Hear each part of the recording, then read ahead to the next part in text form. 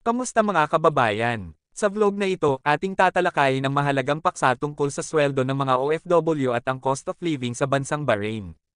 Ito ay isang gabay para sa ating mga kababayan na nais magtrabaho at magpadala ng kita mula sa ibang bansa.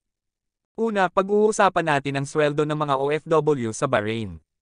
Ayon sa mga pag-aaral, ang sahod ng mga OFW dito ay maaaring magkakaiba depende sa kanilang trabaho at karanasan. Sa pangkalahatan, maaaring umabot ito mula $600 hanggang $1,200 kada buwan. Subalit hindi sapat na pag-usapan lang ang sahod. Kailangan din nating pagtuunan ng pansin ang cost of living sa Bahrain. Ang mga pangunahing gastusin tulad ng upa ng tirahan, pagkain, transportasyon, at iba pa ay dapat isaalang-alang. Una, ang renta ng tirahan sa Bahrain ay medyo mataas. Ang isang studio-type apartment ay maaaring magkakahalaga ng $300 hanggang $500 kada buwan depende sa lokasyon at kalidad ng unit. Ang mas malalaking tirahan ay maaaring mas mahal pa. Pagdating naman sa pagkain, ang presyo ng mga bilihin sa Bahrain ay hindi rin gaanong abot kaya.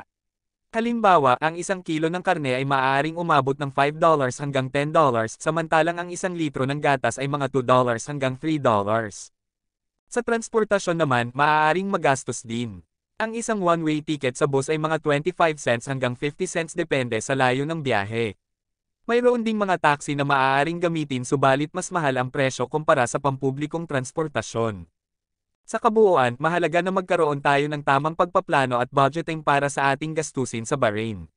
Hindi sapat na ang magkaroon ng magandang sweldo kung hindi natin alam kung paano ito gagamitin ng maayos.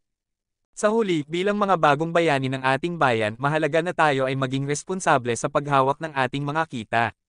Sa pamamagitan ng tamang pagpaplano at pag-iipon, mas mapapadali natin ang pag-abot sa ating mga pangarap at pagbibigay ng magandang kinabukasan sa ating pamilya. Naway makatulong ang mga impormasyong ito sa inyo. Hanggang sa susunod na blog post. Salamat sa pagbabasa at mag-ingat palagi.